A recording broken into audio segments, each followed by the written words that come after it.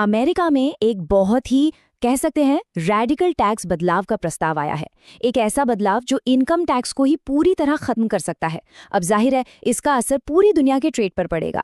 तो आज हम समझेंगे कि भारत की इकोनॉमी के लिए इसके क्या मायने हो सकते हैं।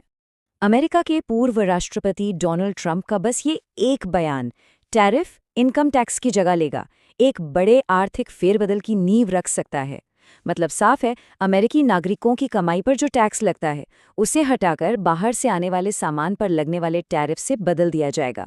तो आज के विश्लेषण में हम क्या क्या देखने वाले हैं। सबसे पहले कि ये रैडिकल प्रस्ताव आखिर है क्या, फिर ये काम कैसे करेगा, और सबसे ज़रूरी ये भारत के बड़े ट्रेड सरप्लस के लिए खतरा कैसे बन सकता है। हम अमेरिका के ट्रेड डेफिसिट की पहेली को भी सुलझाएंगे और देखेंगे कि भारत के लिए आगे का रास्ता क्या हो सकता है। चलिए सबसे पहले इस क्रांतिकारी प्रस्ताव की जड़ तक चलते हैं। इसका जो मेन आइडिया है वो अमेरिकी टैक्स सिस्टम को पूरी तरह से बदलना है। तो प्रस्ताव का मेन पॉइंट ये है कि पर्सनल इनकम टैक्स को खत्म कर दिया जाए और इससे सरकार को जो भी रेवेन्यू का नुकसान होगा उसकी भरपाई इंपोर्ट होने वाले सामान पर टैरिफ लगाकर की जाएगी।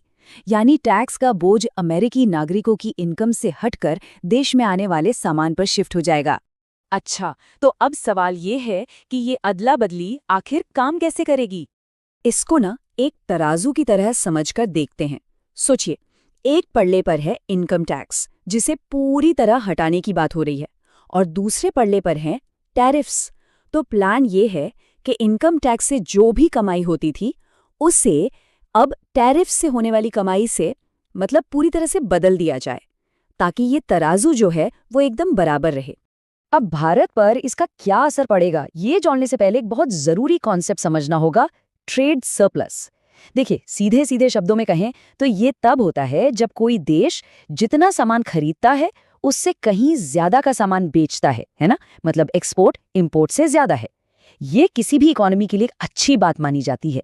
तो अब आते हैं सबसे जरूरी सवाल पर कि ये अमेरिकी पॉलिसी भारत की अर्थव्यवस्था पर सीधा असर कैसे डाल सकती है। और यहीं पर भारत के लिए सबसे बड़ी चिंता की बात है। जैसा कि ये चार्ट एकदम साफ साफ दिखा रहा है, भारत को अपना सबसे बड़ा ट्रेड सरप्लस ऐतिहासिक रूप से अमेरिका से ही मिला है।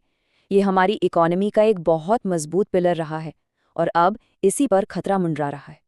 देखिए, ये पॉलिसी एक तरह का चेन रिएक्शन शुरू कर सकती है। सबसे पहले क्या होगा, अमेरिका इंपोर्ट्स पर भारी भरकम टैरिफ लगा देगा।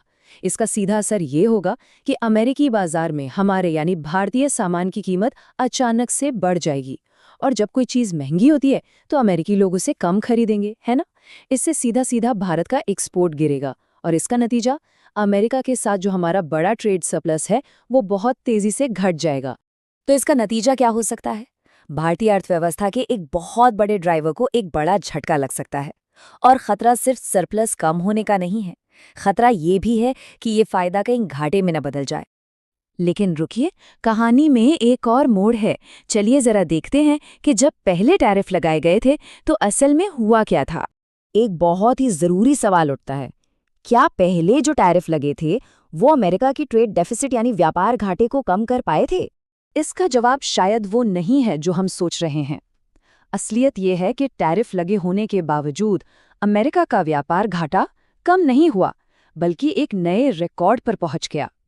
मतलब टैरिफ भी अमेरिका को बाहर से सामान खरीदने से नहीं रोक पाए। पर ऐसा हुआ क्यों? इसके कुछ बड़े कारण हैं। पहला, देश के अंदर मैन्युफैक्चरिंग को रातों रात बढ़ाना आसान नहीं होता। दूसरा, अमेरिका में लेबर कॉस्ट बहुत ज्यादा है, जिससे वहां बना सामान महंगा हो जाता है। और तीसरा, कई बार टैरिफ लगने के बाद भी बाहर से सामान मंगाना सस्ता ही पड़ता है। तो इस पूरे अनिश्चितता वाले माहौल में भारत को आखिर करना क्या चाहिए? ये विश्लेषण हमें एक साफ रणनीति की तरफ इशारा करता है। इस पूरे विश्लेषण से जो एक सबसे बड़ा सबक मिलता है वो ये है कि भारत को किसी एक बाजार पर अपनी निर्भरता कम करनी होगी, और इसका सीधा साधा समाधान है डाइवर्सिफिकेशन, यानी अपने एक्सपोर्ट्स के लिए नए बाजार खोजना। ये चार्ट हमारी अभी की स्थिति को बिल्कुल साफ दिखा रहा है। हम देख सकते हैं कि भारत अमेरिकी बाजार पर कितना ज्यादा निर्भर है, जबकि यूरोप, मिडल ईस्ट और एशिया के दूसरे बड़े बाजारों में हमारी हिस्सेदारी अभी भी काफी कम है। तो भारत को कहाँ ध्यान देना चाहिए? पहला, यूरोपियन यूनियन के साथ व्यापार को और मजबूत करना। दूसरा, मिडिल ईस्ट के बाजारों में अपना एक्सपोर्ट बढ़ाना, और तीसरा, एशिया के दूसरे देशों में अपना मार्केट शेयर बढ़ाना। तो अंत में सबसे बड़ा सवाल यही बचता है, जैसे जैसे दुनिया भर में व्यापार के नियम बदल रहे हैं और अनिश्चित होते जा रहे हैं, क्या भारत अपने आर्थिक भविष्य को बचाने के लिए अपनी एक्सपोर्ट स्ट्रैटेजी को तेजी से बदल पाएगा? ये एक ऐसी चुनौती है जिसका जवाब ही हमारी आने वाली आर्थिक तरक्की की दिशा तय करेगा।